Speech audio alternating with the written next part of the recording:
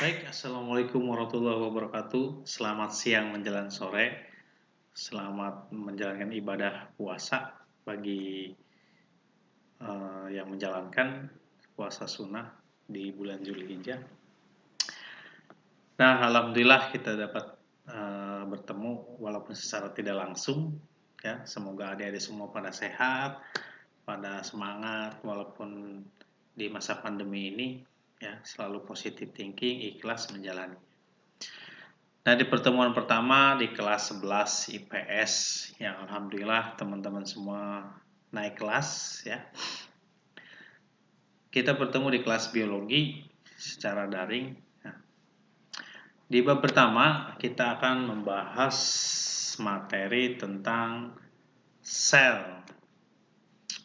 Nah, mungkin adik-adik semua sudah tidak asing lagi ya dengan kata sel ya. Di SD, SMP mungkin atau MTS, MI ya sudah mengenal kata sel. Sel itu banyak jenisnya ya. Mungkin pengertian sel kita akan bahas di sini ya. Terus macam-macam sel dan jenis-jenis sel ya. Langsung saja, apa aja sih yang ada di materi sel ini? Kita cek ke materi yang pertama, yaitu penemu teori sel ya.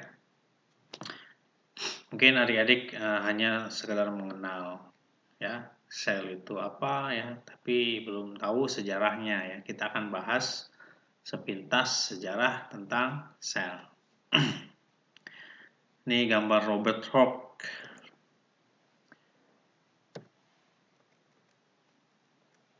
Nah, yang pertama itu ada teori dari para biolog di masa lampau ya.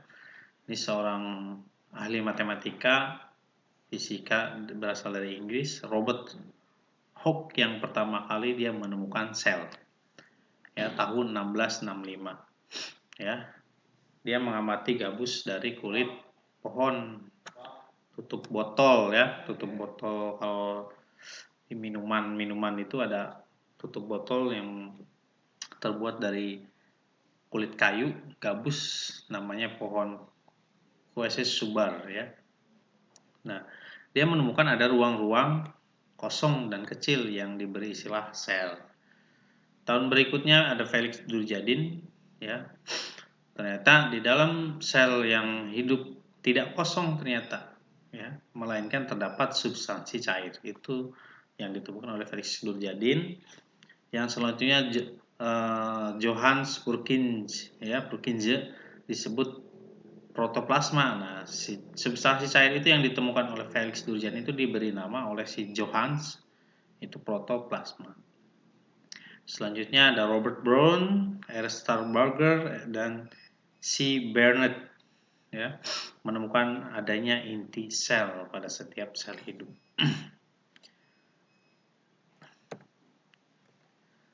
Nih, macam-macam teori sel. Sel sebagai unit terkecil ya. Ini pendapat dari ilmuwan yang namanya Matthias Skleden ya. Agak susah membacanya. Itu seorang ahli botani, dan Theodore Schwann ya, ahli zoologi. Ahli botani itu ahli tumbuhan, zoologi ahli hewan ya. Keduanya berasal dari Jerman. Sel sebagai unit fungsional ya, itu diuraikan oleh Max Kerr dan Thomas Huxley ya. Berikutnya teori sel sebagai unit reproduksi diuraikan oleh Rudolf Virchow ya. Nah, yang terakhir ada sel sebagai unit hereditas yang diuraikan oleh Bovary. Ini merupakan teori cikal bakal dari biologi molekuler ya, yang membahas tentang keturunan sifat, terus pembelahan sel, terus pembentukan DNA, RNA, ya, penurunan sifat dan lain-lain. Ini macam-macam sel, ya, ada amuba dan lain-lain. Nah, ada pertanyaan nih, apakah ini sel, ya. Sel atau bukan? Ya, jawabannya iya. Ini adalah contoh-contoh sel. Ada sel darah merah, sel putih, ya. Terus sel sperma, sel saraf, ya, dan lain-lain. Nih, untuk ringkasannya, sel yaitu suatu unit struktural yang memiliki organ-organ dan mempunyai fungsi-fungsi bagi kehidupan, serta mempunyai sifat reproduksi dan hereditas guna kelangsungan hidupnya. Merupakan bagian terkecil dari organisme hidup. Kalau misalkan ada pertanyaan, misalkan apa yang dimaksud dengan sel? Kalau teman-teman menjawab poin 1 itu betul, dan menjawab poin 2 juga betul. Nah, ada menurut jenisnya, ya, menurut jenis sel, makhluk hidup dibedakan menjadi 2, yaitu uniseluler dan multiseluler. Uni itu satu, multi itu banyak.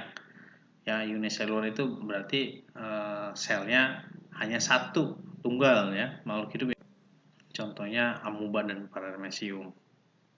Multiseluler, nah, makhluk hidup yang terdiri dari banyak sel, contohnya manusia, terus dari kurang lebih 60 triliun sel, ya, atau sekitar 100 macam sel.